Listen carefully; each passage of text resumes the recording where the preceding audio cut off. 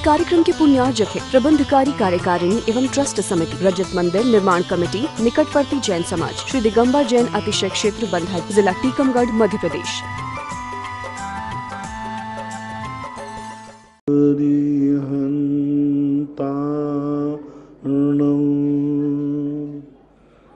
नमो सिद्धार्णं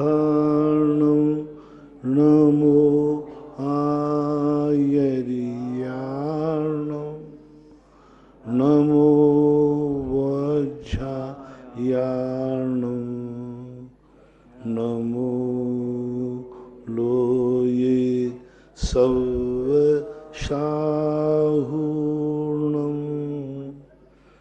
पंच परमेष्टि भगवान की जय। आचार्य श्री गुरुवर कुंद कुंद महाराज की जय हो। आचार्य श्री गुरुवर विद्यासागर महाराज की जय हो। निर्यापक श्रमण मुनि पुंगव श्री सुधा सागर जी महाराज की जय हो। जय हो। कांता पाटनी भीलवाड़ा से नमोस्तु भगवान। तत्वा सूत्र में अध्याय में आया है शुभ पुण्यस्य शुभ पापस्य। तो शंका है कि योग शुभ अशुभ कैसे होता है? योग जो है, योग तो अशुभ होता ही है। जो अशुभ कार्य करे वो अशुभ है, जो शुभ कार्य करे वो शुभ है। अब शुभ और अशुभ क्या कहलाता है? जो हमारी आत्मा को पतन की ओर ले जाए, राष्ट्र को, जाति को, कुल को, स्वयं को जो दूषित करता है वह अशुभ है। जो राष्ट्र को, जाति को, परिवार को, स्वयं को इज्जत दिलाता है, सम्मान दिलाता है, ऊंचाइयों पर पहुंचाता है, वो शुभ कहलाता है। जिस क्रिया के करने के बाद अपनी इज्जत बढ़ती है वह शुभ योग कहलाता है। जिस क्रिया को करने के बाद अपनी इज्जत घटती है वह अशुभ योग कहलाता है। और उनमें भी जो अच्छे सज्जन लोग निष्पक्ष होते हैं उनकी दृष्टि में तुम्हारी क्या पोजीशन है यूँ मानना चाहिए। माँ की दृष्टि में बेटे की क्या हरकत है, लोक व्यवहार उदाहरण के लिए, तो वो कुल की अपेक्षा, परिवार की अपेक्षा अशुभ है, ऐसा मानना चाहिए। ममता काला कोटा से नमोस्तु भगवान। गणधर कौन होते हैं, कैसे बनते हैं, किस पुण्य को उदय से बनते हैं? कोई पुण्य का उदय नहीं होता है। उनके विशिष्ट प्रकार के ज्ञानावरणी कर्म का क्षयोपशम और चारित्र मोहिनी का विशेष क्षयोपशम होता है, तब उनको गणधर परमेष्टि पद उनके क्षयोपशम दशा, उनकी विशुद्धि से प्राप्त होता है। गणधर कोई कर्म के अधीन नहीं है। गणधर पद पूर्व भाव में कोई कर्म बांध के आवे, कोई निदान बांध के आवे, सो ऐसी बात नहीं है। संजय मोदी बाकर से नमोस्तु भगवान। पंच कल्याणक में भगवान के लिए इक्षु रस का आहार दिया जाता है, तो वह रस इकट्ठा हो जाता है, तो उसको श्रावक लोग उपयोग कर सकते हैं? नहीं कर सकते, बिल्कुल भी नहीं कर सकते। किसी का भी जूठा क्यों ना हो, हमारे यहाँ उच्छिष्ट माना गया है, वह आप लोग ग्रहण नहीं कर सकते हैं। हाँ, पशु जानवर आदि ग्रहण करते हैं तो बात अलग है, जैनी नहीं ग्रहण। महाराज की अंजलि में गया हुआ आहार अभक्ष है दूसरे के लिए, स्वयं तो वो लेते हैं लेकिन वो भोजन नहीं ग्रहण करने योग्य है, नहीं लेना चाहिए। सोनू जैन सागर से आचार्य कुंद कुंद भगवान और समय सार के अवर्णवाद की रोकथाम के लिए जैन समाज को किस स्तर पर कार्रवाई करना चाहिए, किस तरह से उसकी समय सार की महत्ता बताते हुए? जैन धर्म पूज्यवर कुंद कुंद स्वामी, पूज्यवर समय सार एक ऐसे सूर्य हैं, इनके ऊपर जो धूल डाल रखता है उसी का चेहरा काला होता है, वह सूर्य पर कोई प्रभाव पड़ने वाला नहीं। कुंद कुंद भगवान को कौन ढांक सकता है, कौन अवर्णवाद कर सकता है? जो करेगा विनाशकालीन विपरीत बुद्धि। अवर्णवाद तो तुम समय सार के कह रहे हो, मारीच ने पोते ने ऋषभदेव का वर्णवाद कर दिया, ऋषभदेव के विरोध में चला गया, ऋषभदेव को गलत ठहरा दिया। ऋषभदेव का क्या बिगड़ा? कुछ नहीं बिगड़ा, वो तो सिद्धालय चले गए। मारीच का बिगड़ा एक पूरा कोटि वर्ष तक। इसी प्रकार कुछ जनवाणी समय सार कुंदकुंद स्वामी आज के इस युग के भगवान महावीर हैं, सर्वज्ञ हैं। उनके अवर्णवाद करने वाले के विनाश का समय ही मानो। जब मिथ्यात्व कर्म का उदय आता है तब ऐसे महान आचार्य के ऊपर लोगों की बुरी दृष्टि जाती है। विनाश के समय कभी भी भूल करके भी कुंद जैसे महान शक्ति के ऊपर अपन को कभी विकल्प ही नहीं करना। और जो विरोध कर रहे हैं, कुंद स्वामी वो हाथी हैं, उनको देखकर ना जाने कितने कुत्ते भौंकते रहते हैं। भौंकने दो, कुत्तों की केयर मत करो, ये भौंकते भौंकते थक जाएंगे। और तुमने देखा है 20-25 सालों में देखा है कितने कुत्ते भौंकते भौंकते ऊपर चले गए, कुछ थक गए, उनकी गले की आवाज ही खत्म हो गई। लेकिन सूर्य आज भी ज्यों का त्यों चमक रहा है। सूत्र कल भी जैसा था, आज भी और कल भी वैसा रहेगा, कुछ फर्क नहीं पड़ा। कितनी आलोचनाएं प्रतिलोचनाएं हुई, राजस्थान तो बहुत अच्छी तरह जानता है, कितनी हुई आप देख लो। और मेरे संबंध में तुम लोग सब जानते हो। इतनी आलोचना के बाद बताओ, मैं सन 1994 से आज कौन सा 2000, मेरा कुछ कमी हुई है कि बढ़ोतरी हुई है? क्या बिगाड़ लिया? कुछ नहीं किया, वे कुत्ते ही बिगड़ गए। कोई फर्क नहीं पड़ता महानुभाव। जब हम शरीर के छोटे से जो कुंद स्वामी की चरणों की धूल है, इसी धूल का ही कुछ नहीं बिगाड़ पाए, तो कुंद स्वामी जैसी महाशक्ति का कौन क्या बिगाड़ पाएगा? कुंद स्वामी का समय सार साक्षात जिनेन्द्र देव की वाणी है। कुंद स्वामी साक्षात कलिकाल सर्वज्ञ है। आज उनसे बड़ा सर्वज्ञता का प्रमाण पत्र हमारे पास नहीं है। आज कुंद स्वामी नहीं होते तो आज दिगंबरत्व खतरे में पड़ जाता, ध्यान रखना।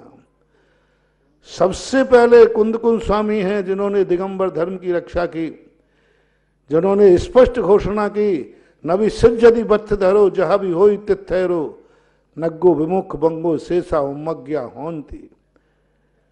उन्होंने ही इस दिगंबरत्व की घोषणा की, उसके पहले और कोई इस प्रकार की घोषणा नहीं कर सके। आज जो कुछ भी दिगंबरत्व बचा हुआ है पूज्यवर कुंद भगवान की देन है।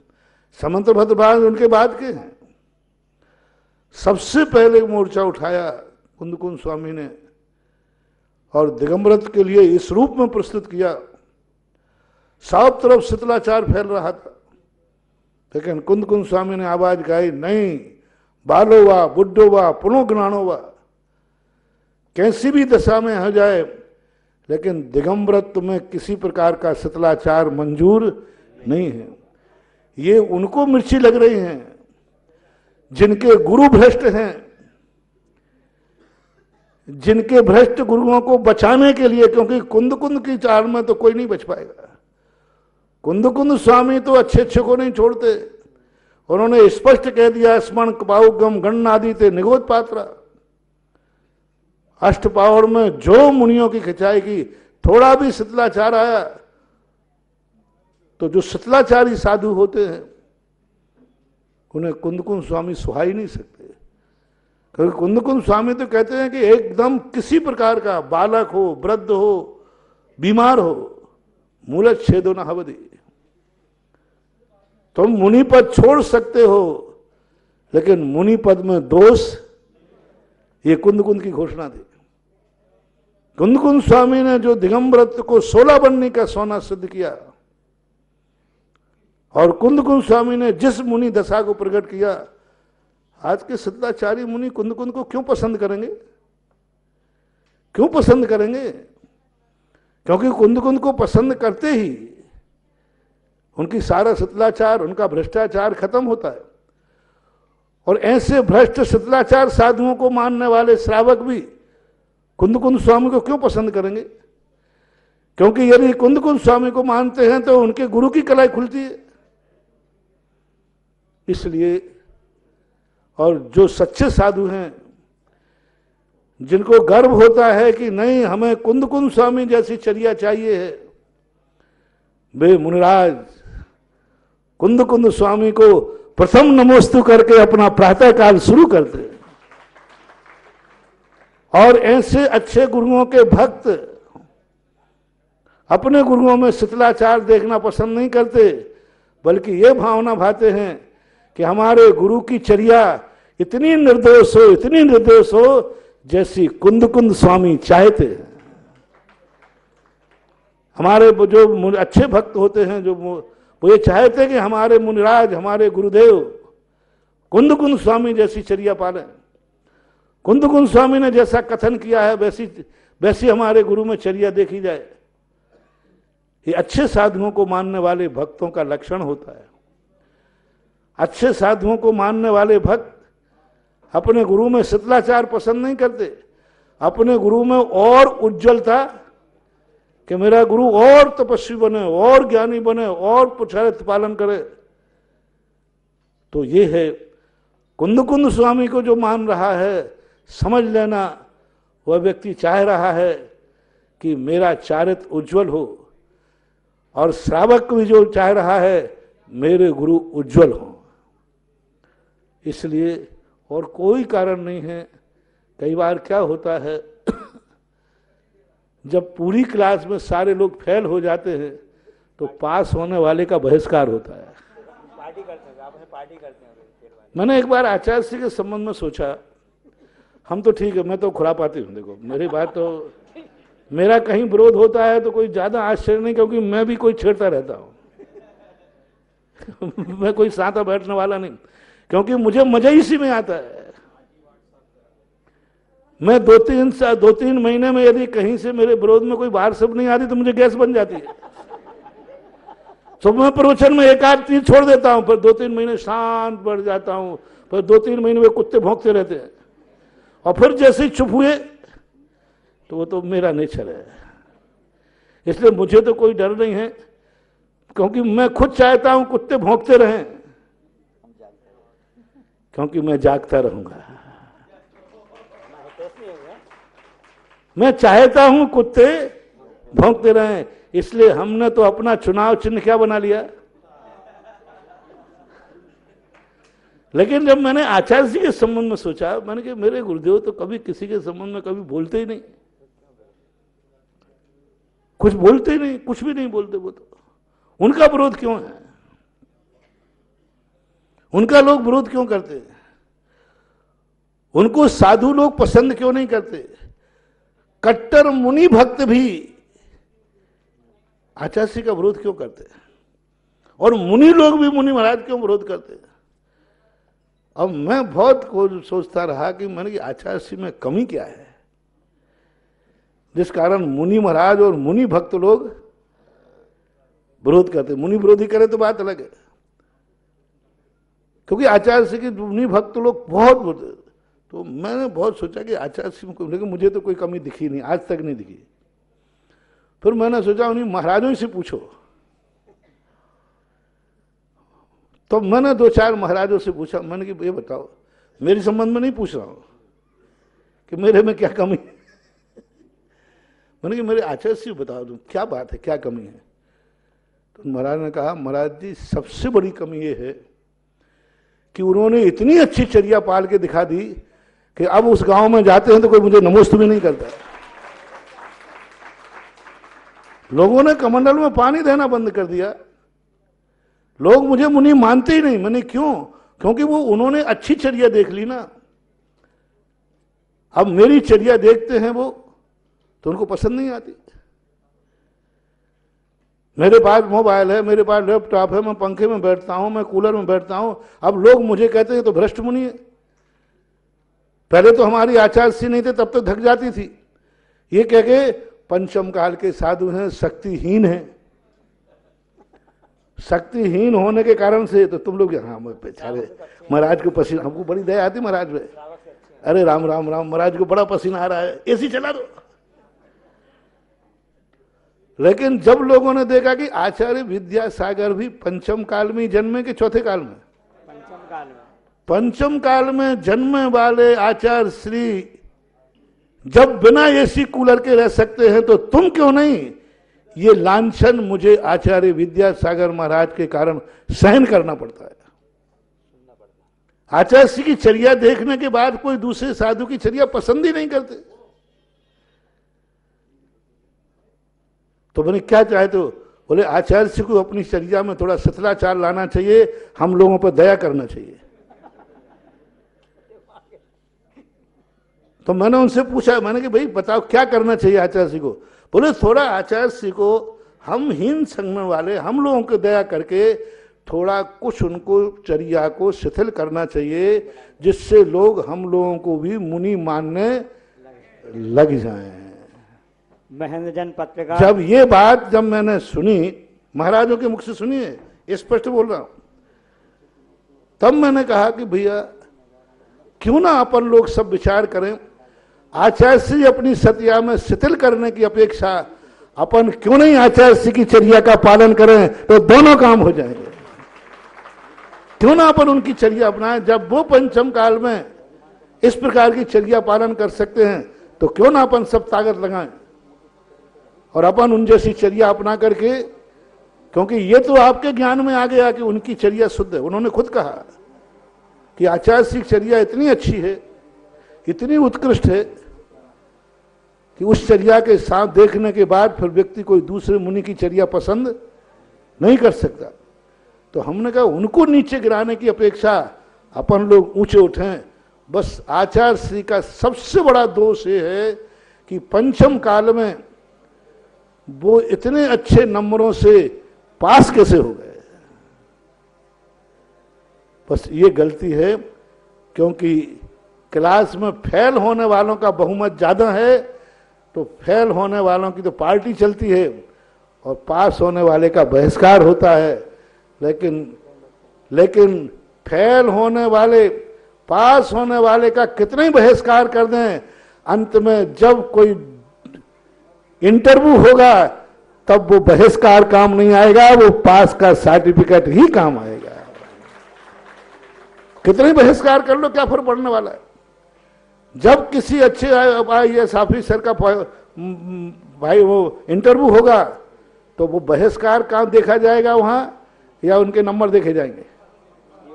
बस इसी प्रकार से जब कर्मों का बंध और प्रभाव स्वभाव देखा जाएगा, उस समय आचार्य श्री की चर्या ही काम आएगी, तुम्हारी निंदा उनका कुछ भी नहीं बिगाड़ पाएगी।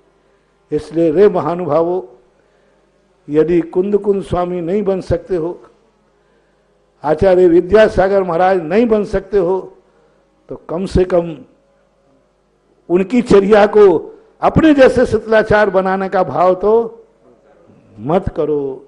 कुंद कुंद स्वामी को कोई फर्क नहीं। मेरा दावा है, जो कुंद कुंद स्वामी के ऊपर लांछन आएगा उसी का मुंह काला होने वाला है। कुंद कुंद स्वामी जैसे सूर्य का जब तक अच्छे मुनियों के नाम से, जब से अच्छी मंच से कुंद कुंद स्वामी की जय जयकार बोली जा रही है, तब तक कुंद कुंद स्वामी के नाम को कोई त्रोहित कर नहीं सकता। और हमारे गुरुदेव आचार्य महाराज प्रवचन करने के पहले सबसे पहले किसका नाम बोलते हैं? और हम भी बोलते हैं। और जब तक इन आचार्य महाराज के मुख से कुंद कुंद की जयकार बोल रही है, तब तक कितनी निंदा करने दो, कोई फर्क नहीं पड़ता। वो कितने ही करें, यहां से एक आवाज ही काफी है सारे लोगों के लिए कुंद कुंद के प्रति नमोस्तु करने के लिए। महेंद्र जैन पत्रकार, इंदौर। नमोस्तु गुरुवर। मोबाइल के कारण बच्चे माता पिता के कवरेज क्षेत्र से बाहर होते जा रहे हैं। महाराज जी, आपका ही नेटवर्क बच्चों को कवरेज में वापस लौटा सकता है, तो इसमें कौन सी ऐसी शर्तें बच्चों को? ना नेटवर्क में शाम को मंदिरों में भक्तांबर चालू करा दिए, यही तो हुआ सबसे, क्योंकि यहाँ वहाँ घूमते जा जाओ शाम को भक्तांबर में, और थोड़े बहुत जो धर्मात्मा थे यहाँ फ्री हुए, शाम को जिज्ञासा समाधान कर दिया, और क्या करे। अब इनको लौटाने के लिए तो कुछ अपन को इनको मटेरियल देना पड़ेगा कि मोबाइल में कुछ ऐसा मटेरियल आ जाए जब खोलें तो उन्हें नमोकार मंत्र की ध्वनि सुनाई पड़े। कर रहे हैं प्रयास कर। क्योंकि पंचकल्याण का माहौल चल रहा है और मैं देख रहा हूँ कि पूरा प्रवचन हाल खचाखच भरा हुआ है, इसलिए ऑफलाइन जो सबसे प्रश्न शंका पूछे कल से ऑनलाइन को अपन गौण कर देंगे। प्रवचन को शुरू करेंगे। मुनि श्री पुराण सागर जी से निवेदन करेंगे कि अपनी जिज्ञासा रखने की महती कृपा करें। नमोस्तु महाराज श्री, नमोस्तु नमोस्तु। आज महाराज जी आपको पुरानी सुनना चाहते हैं। नैनागिर में 1981 में नवीन, वीरेंद्र और जय कुमार 3 पिछी बन रही थी और महेंद्री, अशोक 5 पिछी बन गई। और फिर आप यात्रा करने के लिए जा रहे थे 1981 में। आपने आचार्य श्री, आचार्य श्री मैं तीर्थ यात्रा करने जा रहा हूँ, तो आपने कहा, तो आचार्य जी बोले मैं आपको तीर्थ बना देता हूँ। तो मैं आचार्य महाराज जी आप मुझसे सुनना चाहते हैं कि उसी आशीर्वाद से आप इतने संघर्ष होता है तो भी आप तीर्थों का कितना उद्धार कर रहे हैं, आपसे मुझसे सुनना चाहते हैं। देखो क्या है, ये जिज्ञासा समाधान है, संश्रमण समाधान नहीं है। नहीं तो आपसे महाराज जी तीर्थों के बारे में सुनना चाहते हैं, संघर्ष हुआ आप लोग परिचित है, क्योंकि गुरु के मुख से जो निकल जाता है वही सत्य है। उन्होंने एक ही शब्द कहा, संक्षेप में कह देता हूँ, कि मैं तीर्थ यात्रा पर जा रहा था और आचार्य से आशीर्वाद लिया, उनके मुख से निकला कि मैं तुझे ही तीर्थ बना दूँ। तो बस गुरु से जो निकलता है मुख से वही सत्य होता है, और आज उन्हीं का आशीर्वाद, उन्हीं की सब है। तो ये तो संस्मरण है, अलग से सुनाने में हम नहीं सुना पाएंगे। कभी प्रसंग में आ जाएगा तो इसी पर घंटे भर का प्रवचन हो जाएगा। चंद्रोदय तीर्थ में आपने तीर्थ बनने की बात सुनी और मैं पूज्य मुनि श्री उत्तम सागर जी से निवेदन करेंगे कि अपनी जिज्ञासा महती कृपा करें। नमस्तु भगवान, नमस्तु नमस्तु।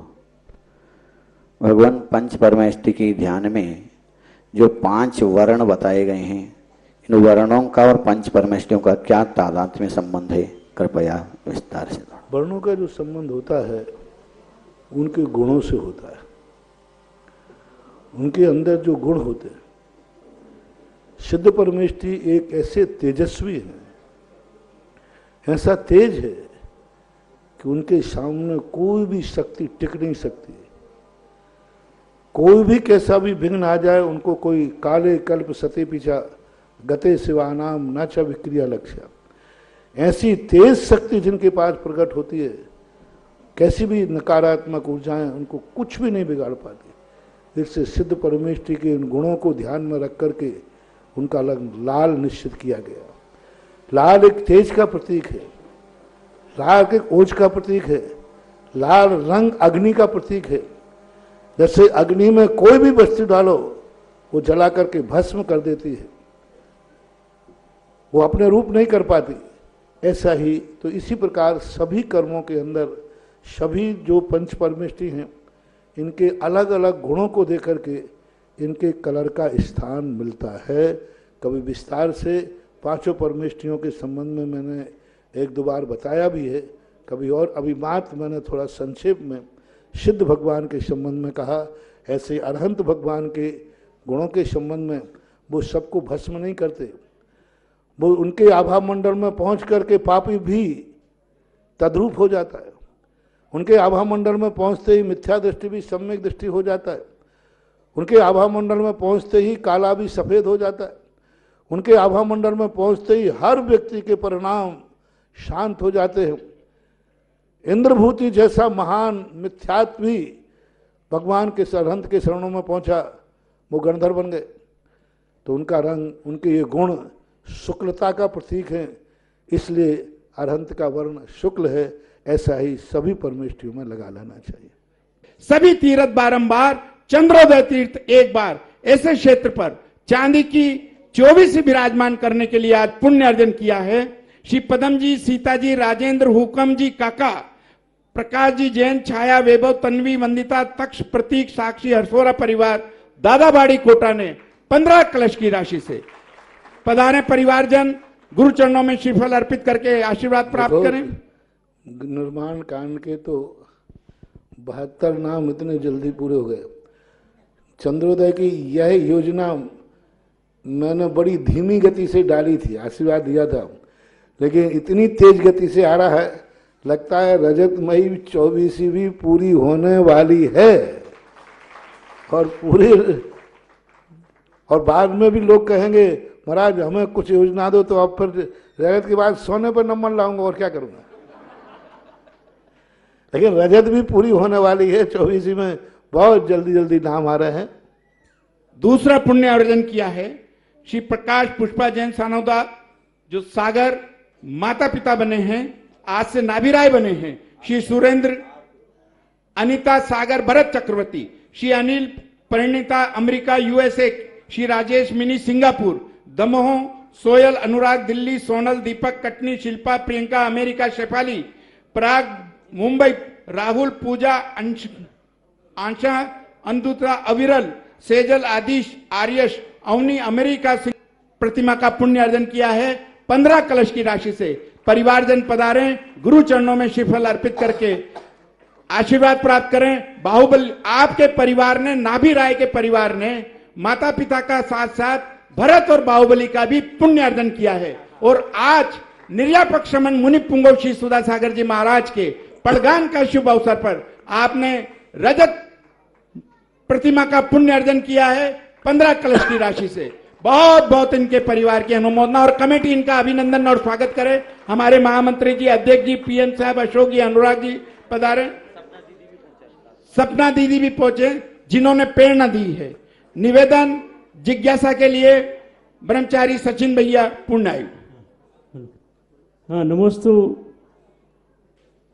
ज्ञानोदय के मुनि सुब्रत नाथ भगवान और आपके सानिध्य में जो शांति धारा करी, तो एक चमत्कार हमारे जीवन में भी आया कि आचार्य विद्यासागर महाराज ने हमें पूर्णायु आयुर्वेद के लिए आशीर्वाद दिया। और ये चमत्कार आपके और मुनि सुब्रत नाथ भगवान के प्रेरणा से हमें प्राप्त हुआ। और साथ ही साथ उन्होंने, कुछ लोगों ने प्रश्न किया कि ये आंखों से दिखता नहीं है, क्या करेगा? तो आचार्य भगवान ने कहा कि ये नाड़ी परीक्षण करेगा, क्योंकि नाड़ी परीक्षण के लिए आंखों की आवश्यकता नहीं होती। भावना में इतनी ताकत होती है कि जो दवाइयों में भी नहीं होती, किसी दुनिया में नहीं होती। आचार्य सिंह ने खुद लिखा है कि जब हवा काम नहीं करती है तब दवा काम करती है, और जब दवा काम नहीं करती तब दुआ काम करती है। हमारे पास आती केस ऐसे हैं जो सब तरफ से रेफर्ड हो गए, फिर सोचते हैं कि चलो अब एक महाराज डॉक्टर और बचे। प्राय जितने बड़े बड़े लोग आते हैं जो बीमारी वाले, बहुत बड़ी बड़ी बीमारी लेकर, ये सब जगह घूम घाम करके फिर आते। इससे सिद्ध होता है कि दुनिया में जहाँ इलाज नहीं मिलता, फिर अंत में जो इलाज मिलता है, ढूंढता है व्यक्ति कहीं भावना और दुआ के अंतर्गत। और आज वस्तुतः संसार में दुआओं का सदा से चमत्कार रहा है, भावनाओं का सदा से चमत्कार रहा है, और भावनाएं भी प्रभावकारी होती हैं। अब भावनाएं की प्रभावकारिता, कभी कभी द्रव्य इतना निगेटिव हो जाता है कि भावना गौण हो जाती है, लेकिन भावना का प्रभाव होता है। 16 तारीख को जन कल्याण के महोत्सव पर जन्माभिषेक का पुण्य अर्जन किया है 31,000 रुपए की राशि से। श्री सरोजी शुभकमल जैन सहारनपुर वाले परिवार ने पुण्य अर्जन किया है जन्माभिषेक का। इसी के साथ में हमारे क्षेत्र के कर्मठ कार्यकर्ता, समर्पित व्यक्तित्व अंकित जैन कुंभराज ने भी पुण्य अर्जन किया है। और आपने पुरुषार्थ किया है, 31 से ज्यादा नाम आप लेके आए लिस्ट, जिन्होंने जन्माभिषेक का पुण्य अर्जन किया है। अंकित जी से हमारा निवेदन, कृपया पधारें गुरु चरणों में। पहली बार एक ओरिजिनल पंचकर्णक हो रहा है। यानी तीनों पीढ़ी एक साथ। नाभिराय और हमेशा नाभिराय मरुदेवी बनते हैं। भरत किसी परिवार से बनता है, बाहुबली किसी परिवार से बनता है, लेकिन चंद्रोदय में नाभिराय है और दोनों बेटे ओरिजिनल जैसे नाभिराय ऋषभ के थे वैसे ही इनके ऋषभ देव का तो पंचकणक है ही, तो ऋषभ देव एक पीढ़ी में, नाभिराय एक पीढ़ी में और भरत बाहुबली, और तीनों पीढ़ी एक परिवार की होती है तो बहुत बड़ा शुभ सगुन माना जाता है।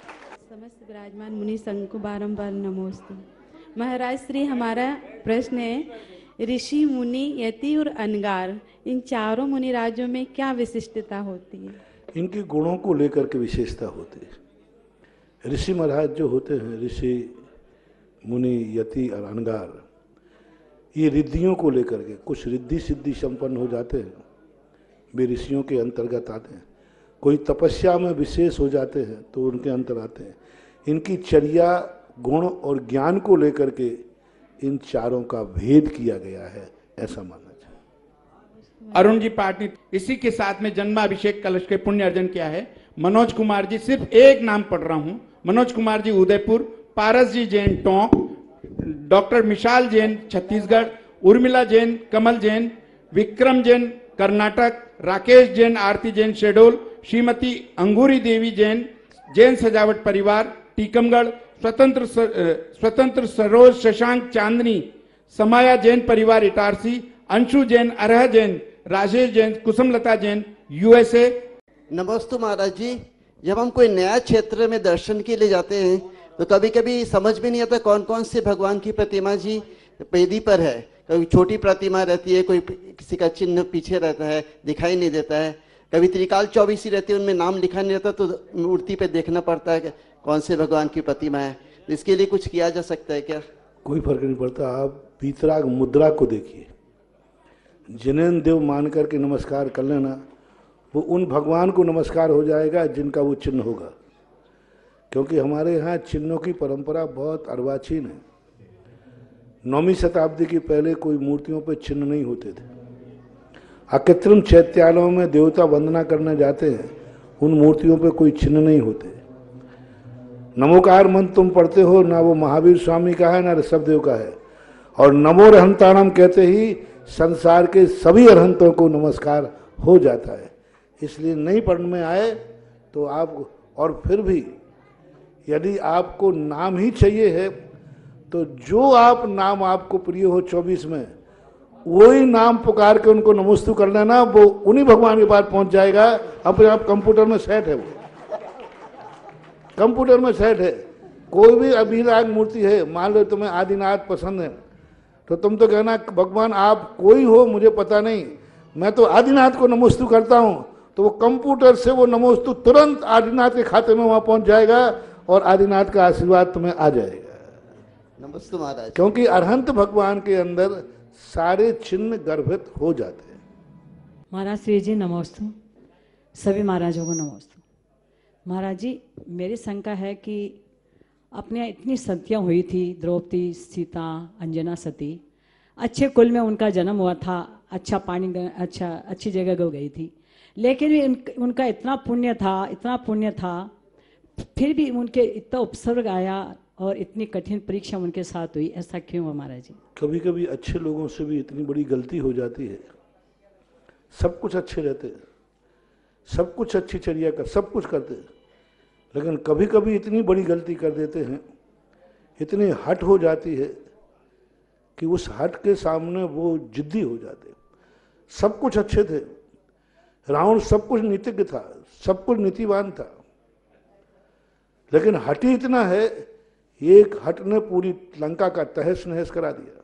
हट ने, वो जान गया था, सब कुछ जान रहा था, मुझे यह कार्य नहीं करना ठीक, लेकिन हट में मैं झुकूंगा नहीं। सारी नीतियां वो कहता सब नीति में जानता हूं, सब जान रहा हूं, एक हट मात्र ने पूरी लंका का तहस नहस करा दिया। अब वो जो दुर्गुण उसके अंदर आया वो सारे गुणों पर भारी पड़ गया। तो कभी कभी ऐसा दुर्गुण आ जाता है जो हजारों गुणों को समाप्त कर देता है। कहते हैं ना, इज्जत कमाने के लिए सारी जिंदगी लग जाए तो इज्जत नहीं कमा पाए, लेकिन इज्जत में बट्टा लगाने के लिए बेइज्जती में एक छोटी सी गलती कर दे तो जिंदगी भर की इज्जत किसमें हो जाती है? धूल में मिल जाती है। ऐसे ये लोग कुछ ऐसी गलतियां कर बैठते हैं पूर्व भवों में कि सब कुछ अच्छा मिलने के बाद वो अच्छाइयाँ उस दोष के फल को निवारण नहीं कर पाती। ये कारण बना। गुरुदेव के चरणों में नमोस्तु नमोस्तु नमोस्तु। नव मुनिराज साक्षात विराजमान, तिनके चरणों में नमोस्तु। श्रमण संस्कृति जयवंत हो। पूज्य गुरुदेव, मैं 12 वर्षीय पाठ्यक्रम की द्वितीय वर्ष की छात्रा हूँ। श्री आदि पुराण जी ग्रंथ में आया है और आपने भी एक बार जिज्ञासा समाधान में बताया था कि आदिनाथ भगवान के पूर्व भव में जब वज्रजंघ और श्रीमती के भव में उन्होंने जंगल में 2 चारण रिद्धिधारी मुनिराज दमधर और सागर सेन जी को पड़गाहा था। तो मेरी जिज्ञासा ये है कि चारण रिद्धिधारी मुनियों का आहारचर्या के समय जो चर्या होती है या उनके 6 आवश्यक कर्मों की जो चर्या होती है वो कैसी होती है? जैसी आज सामान्य होती है। मुनिराज आकाश मार्ग से आते हैं, जैसे ही श्रावक पड़गाने वाला खड़ा होते हैं उनके कुछ दूरी पर वो जमीन पर चलने लग जाते हैं और फिर जमीन पर चल करके ही श्रावक के सामने खड़े हो जाते हैं। तो जो आज पड़गान होता है, ये पड़गान की विधि में कोई अंतर नहीं, चाहे तीर्थंकर हो, चाहे चारण रिद्धिधारी मुनिराज हो, चाहे कोई भी हो, विधि यही थी जो आज वर्तमान में है। विधि में कोई अंतर नहीं। और 6 आवश्यक में 6 आवश्यक तो यही जो आज वर्तमान में चल रहे हैं। 6 आवश्यक ग्रस्तों के सदा से चलते आए। पहले संक्षेप में चलते थे, कथन में होते 6 आवश्यक थे, लेकिन पहले कहते थे भाई दान पूजा शील मुपवास हो, तो अब शील के अंदर सब आ जाते, तप आ जाता था, संयम आ जाता था। तो लोगों ने उसको थोड़ा सा कहा कि नहीं इसमें ये नहीं, तो फिर बाद में 6 आवश्यक चलने लगे। लेकिन 6 आवश्यक की जो क्रिया है ये अनादि अनंत है।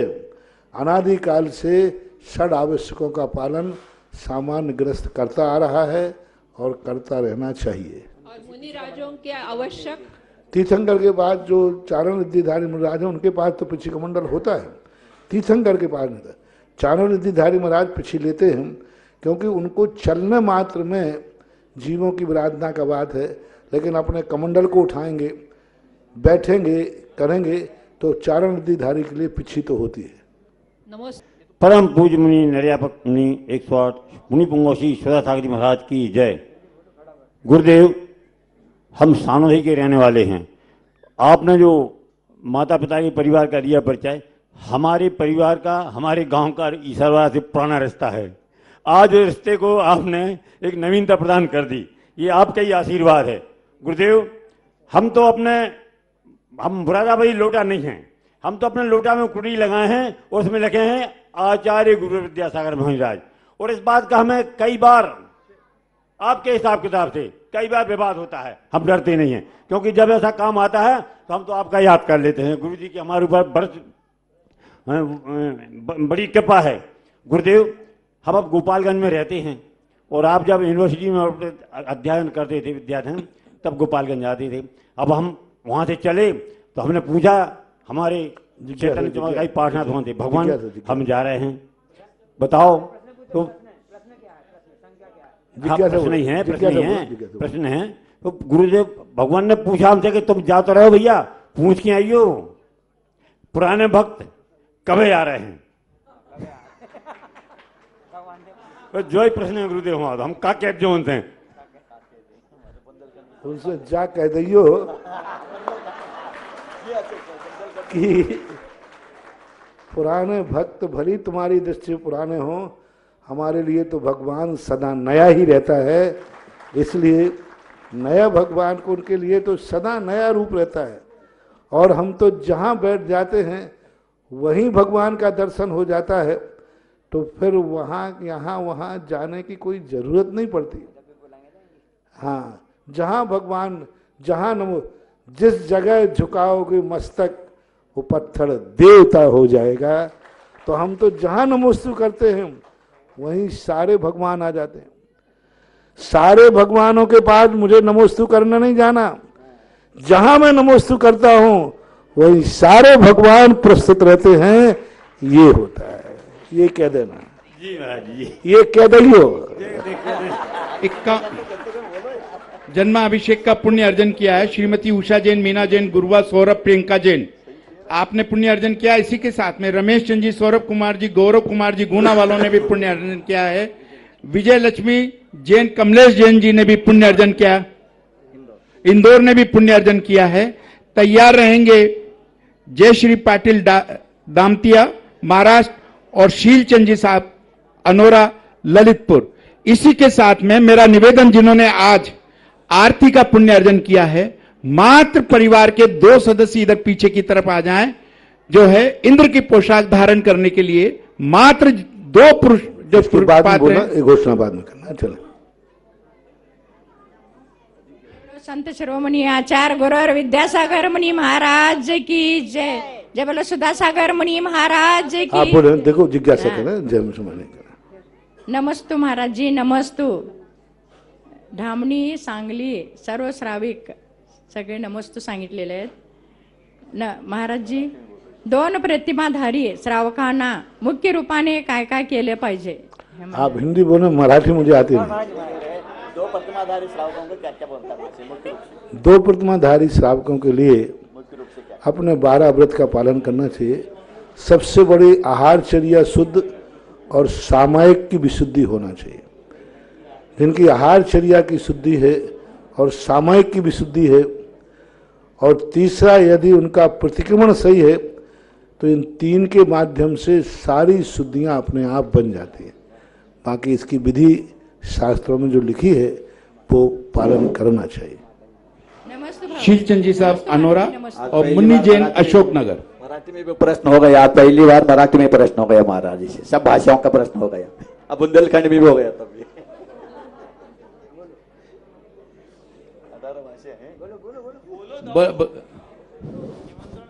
ललितपुर से शीलचंद जैन अनोरा का मेरे गुरुवार निरापक मुनि पुंगा श्री सुदासा महाराज को त्रिवार नमोस्तु नमोस्तु नमोस्तु। गुरुवार हमारी जिज्ञासा है कि आपके लिए किसी ने प्रेरणा दी थी कि स्वयं आपको वेदना हुई थी कि खांड प्रस से इंद्र प्रस बनाने की, जैसी देवगढ़ में हजारों मूर्तियां थीं लेकिन एक भी पूजनी नहीं थी, गोलाकोट में भी थी तो वहां भी नहीं थी। हे गुरुवार, ये आपको किसने सपना दिया या प्रेरणा दी कि इंद्र प्रस खांड प्रस से इंद्र प्रस बनाने के? नमोस्तु नमोस्तु नमोस्तु। पांडवों को खांड प्रस से इंद्र बनाने की प्रेरणा दुर्योधन ने दी थी ना। दुर्योधन ने दिया था खांड प्रस, तो दुर्योधन के कारण से मिला। हमारे लिए भी जो दुर्योधन हो चुके हैं, जिन दुर्योधनों ने तीर्थ क्षेत्रों को जीर्ण शीर्ण खंडर किया है, उन दुर्योधनों की प्रेरणा से मैंने खांड प्रस से इंद्रप्रस्थ बनाने का संकल्प किया है। देवादिदेव श्री आदिनाथ भगवान के समक्ष असीम कालीन भक्तामर विधान का पुण्य अर्जन किया है श्रीमती सुषमा जैन। दूसरा पुण्य अर्जन किया है श्री मातु सुशीलाबाई सेठिया गुलाबचंद जी की पुण्य स्मृति में। श्रीमती शांताबाई, गोपाल जी, विजय, सुधा, चेतन, मंजू, गौरव, श्वेता, अहम, आन्या, अनिल, अनीता, अनीशा, सुनीता, ममता, रिया, खुशी सेठिया परिवार इंदौर ने पुण्य अर्जन किया है। इसी के साथ में तीसरा पुण्य अर्जन किया है श्रीमती सुषमा संतोष कुमार जैन, डॉक्टर महेंद्र जैन, कुमारी गंज बासोदा वालों ने पुण्य अर्जन किया है। विनय भाई जी अहमदाबाद और योगेंद्र जी खेगड़ा साहब पधारे और गुरु चरणों में श्रीफल भेंट करके आशीर्वाद प्राप्त करें। कमेटी इनका अभिनंदन और स्वागत करें। जिज्ञासा के लिए आमंत्रित है मुन्नी जैन अशोकनगर। नमोस्तु सारे स्टेज पर बैठे हुए सारे मुनि राजों को कोटि कोटि से नमोस्तु। महाराज जी, मेरी ये शंका है कि देवियां दूसरे स्वर्ग तक जन्म लेती हैं, पर स्वर्ग के 16वें स्वर्ग तक के देवों को कैसे मालूम पड़ता है कि देवियां किस प्रकार लेने को जाते हैं? उनके वहाँ नियोग होने से ऑटोमेटिक सिस्टम लगे हुए हैं। उनके जो सिस्टम है विमानों के अंदर, घंटे बज जाना, वहाँ के एक प्रकार के सिंहासन हिल जाना, मुकुट में कुछ आश्चर्यजनक घटनाएं घटना, तो वहाँ सिंबॉलिक, क्योंकि देवियों का मरण होता ही रहता है, क्योंकि देवियों की उम्र बहुत कम होती है, बहुत कम होती है। देवियों की उम्र पल्ल में है और देवों की उम्र सागर में है। तो सागरों में एक एक देव के अंदर असंख्यात असंख्यात देवियों की स्थितियां बन जाती हैं। तो उनके लिए सिस्टम वहाँ मालूम चल जाता है कि हमारे नियोगिनी देवी यहाँ जन्मने वाली है, तो वो विक्रिया के माध्यम से आकर के उसको वहाँ से ले जाते हैं। जिज्ञासा के लिए आमंत्रित हैं शैलेश जैन जबलपुर और तैयार रहेंगे जया जैन भानगढ़। इसी के साथ में निर्यापक श्रमण मुनि पुंगव श्री सुधा सागर जी महाराज के आशीर्वाद से जो भूगर्भ का विस्तार चल रहा है, उसमें मंत्रित संकट मोचक पंच बीजाक्षर रीम शिलाओं का पुण्य अर्जन किया है श्रीमती पुष्पा सेठिया पुत्र सुधीर जैन सेठिया जबलपुर ने। आमंत्रित है शैलेश जैन जबलपुर और तैयार रहेंगे जया जैन। शैलेश जैन जी के बाद में ब्रह्मचारी तानू भैया नरवाली, लालू भैया जल्दी करें, किसका नाम है? प्रधान है, आप लें।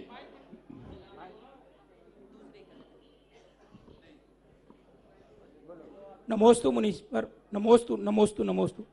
मुनिवर, आपने या शुरू से यह है कि आत्मा अमर है, आत्मा का नाश नहीं होता है, आत्मा एक शरीर से त्याग कर दूसरे शरीर में चली जाती है। ये जैन धर्म और सब में बताया गया है। तो हमारी जिज्ञासा है थोड़ी कि सन 16वीं सदी में जब मुगल शासन ने भारत पर आक्रमण किया था, तो सिखों के 10वें गुरु थे, उनके 2 पुत्र थे, उनका उनने वध कर दिया था और वो जमीन वध कर दिया था। उसके बाद वो जमीन नहीं दे रहे थे कि इनको अपन को यहाँ इनकी समाधि बनना है।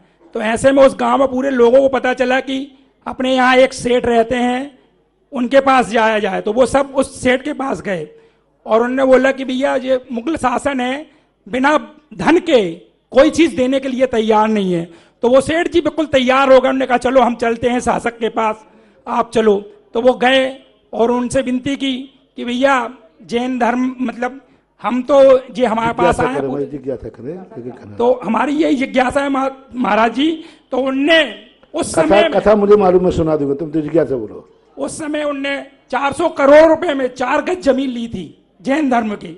वो टोरल मर्जी जैन थे वो सेठ, उस समय में 4 गज जमीन 400 कीजिए, जिज्ञासा। तो मेरी जो जिज्ञासा है, वर्तमान शासन काल में वो भी हमारे गुरुवर श्री विद्यासागर महाराज जी जन जन के लिए, गो पशुधन के लिए और आप जिज्ञासा नहीं कर रहे, आप प्रमाण बता, आप जिज्ञासा बोलिए ना। तो क्या मैं जिज्ञासा ये चाहता हूँ कि जो आत्मा पहले थी 16वीं सदी में, वो आत्मा आज इस धरा में प्रजातंत्र में फिर से है। कुछ नहीं बोल सकते हैं, क्योंकि हमारे आचार्य श्री इतनी छोटी सी पर्याय से नहीं आए, हमारे आचार्य श्री तो और ऊंची पर्याय से आए।